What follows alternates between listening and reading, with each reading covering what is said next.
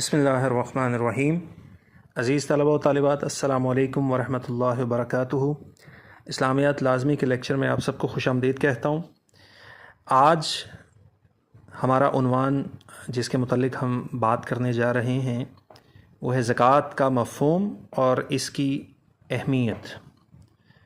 ارکان اسلام میں سے ہم چوتھے رکن اسلام پہ پہنچ چکے ہیں، اور وہ زکوٰۃ کا بہت ہی اہم رکن اسلام ہے جس کا اسلامی معیشت کے ساتھ براہ راست تعلق ہے۔ تو سب سے پہلے ہم اس کے معنی و مفہوم کو دیکھتے ہیں۔ زکوٰۃ یہ بھی عربی زبان کا لفظ ہے اور اس کا لغوی معنی ہوتا ہے پاک کرنا، نشو و نما پانا، پھلنا پھولنا، بڑھنا،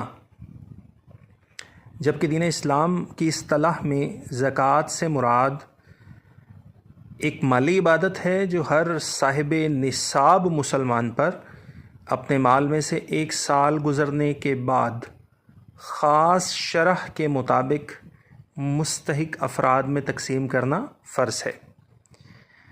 اس تعریف میں ایک بہت اہم لفظ آیا ہے، وہ ہے صاحب نصاب۔ تو اس سے مراد کون شخص ہوتا ہے؟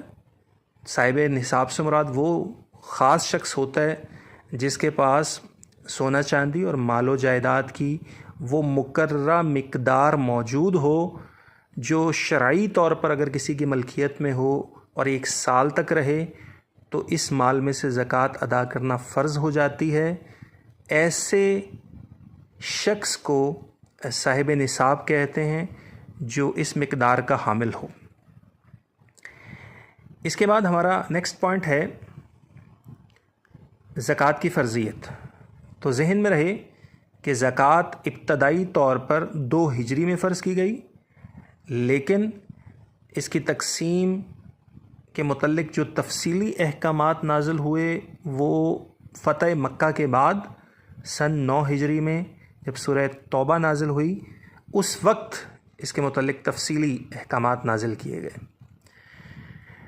اسلام کے نظام معیشت میں زکوٰۃ کی اہمیت، یہ ہمارا نیکسٹ پوائنٹ ہے۔ تو ذہن میں رکھیے گا، اسلام کا جو نظام معیشت ہے اس میں زکوٰۃ کو بنیادی حیثیت حاصل ہے، یہاں تک کہ جو مال کا لین دین ہے اور مال کی تقسیم ہے اسلام کے نظام معیشت میں وہ ڈیپینڈنٹ ہے زکوٰۃ پر۔ آپ قرآن مجید میں جہاں بھی دیکھیں گے اکثر مقامات پر آپ کو زکوٰۃ اور نماز اکٹھے دکھائی دیتی ہے۔ بہت ساری جگہوں پہ آپ یہ آیت سنتے ہیں، پڑھتے ہیں، اقیموا الصلاۃ وآتوا الزکاۃ، نماز قائم کرتے رہو اور زکوٰۃ ادا کرتے رہو۔ اس کی اہمیت یہ ہے کہ جیسے نماز جو ہے وہ ایک بدنی عبادت ہے تو زکوٰۃ ایک مالی عبادت ہے۔ جیسے نماز انسان کے جسم کو صحت مند رکھتی ہے، اسی طرح جو زکوٰۃ ہے وہ انسان کے مال میں سے نقصان کے پہلوؤں کو ختم کر دیتی ہے اور اس میں برکت کا ذریعہ ثابت ہوتی ہے۔ ہمارا نیکسٹ پوائنٹ ہے خلیفہ اول حضرت ابوبکر صدیق رضی اللہ تعالیٰ عنہ کا اقدام۔ اسلامی تاریخ سے یہ بات ثابت ہے کہ حضرت ابوبکر صدیق رضی اللہ تعالیٰ عنہ کے دور خلافت میں بعض کمزور ایمان والے مسلمانوں نے زکوٰۃ کی ادائیگی سے انکار کر دیا تھا، تو حضرت ابوبکر صدیق نے اس وقت اس بات کا اعلان فرمایا تھا کہ میں اپنی زندگی میں ان دونوں فرائض نماز اور زکوٰۃ کی ادائیگی میں کوئی فرق نہیں آنے دوں گا۔ اگرچہ وہ لوگ مسلمان تھے لیکن حضرت ابوبکر صدیق نے ان کے خلاف علم جہاد بلند کیا۔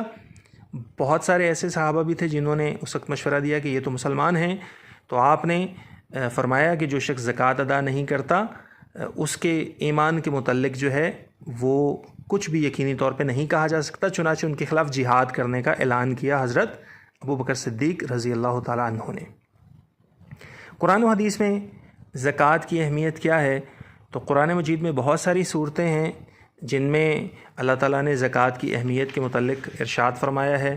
ایک بہت مشہور آیت ہے سورہ بقرہ کے اندر، اقیموا الصلاۃ وآتوا الزکاۃ وارکعوا مع الراکعین، نماز قائم کرتے رہو، زکوٰۃ ادا کرتے رہو اور رکوع کرنے والوں کے ساتھ مل کر رکوع کرتے رہو۔ اسی طرح سورہ مؤمنون کی ابتدا میں اللہ تعالیٰ نے مومنوں کی جن صفات کو بیان فرمایا ہے اس میں ایک بہت ہی اہم صفت یہ بھی بیان کی گئی ہے والذین هم للزکاة فاعلون، جو مومن ہوتے ہیں وہ زکوٰۃ کی ادائیگی کرنے والے ہوا کرتے ہیں۔ اسی طرح سورہ انفال میں اللہ تعالیٰ نے ارشاد فرمایا ہے وَمِمَّا رَزَقْنَاهُمْ يُنْفِقُونَ، کہ جو ہم نے ان کو مال دیا ہے اس میں سے نیک کاموں میں خرچ کرتے ہیں۔ نبی اکرم صلی اللہ علیہ وسلم نے زکوٰۃ کی اہمیت کے متعلق خود ارشاد فرمایا زکوٰۃ قنطرۃ الاسلام، زکوٰۃ جو ہے وہ اسلام کا خزانہ ہے۔ ایک اور حدیث میں اللہ کے نبی علیہ الصلاۃ والسلام نے ارشاد فرمایا کہ پس مسلمان کا وہ مال کتنا عمدہ ہے جو مسکین، یتیم اور مسافر کو دیا جائے۔ صحیح بخاری کی یہ حدیث ہے۔ چنانچہ زکوٰۃ سے اگر کوئی شخص غفلت کا مرتکب ہوتا ہے تو قرآن مجید میں اسے برے انجام کی بھی وعید سنائی گئی ہے۔ اللہ نے فرمایا سورہ توبہ میں والذین یکنزون الذھب والفضة ولا ينفقونها فی سبیل اللہ فبشرهم بعذاب علیم، وہ لوگ جو سونا اور چاندی کو خزانہ بنا کر رکھتے ہیں اسے اللہ کے راستے میں خرچ نہیں کرتے، ان کو دردناک عذاب کی وعید سنا دو۔ اللہ تعالی ہمیں اس بات کی توفیق دے کہ ہم اپنے مالوں کی زکوٰۃ ادا کرتے رہیں۔ السلام علیکم ورحمۃ اللہ وبرکاتہ۔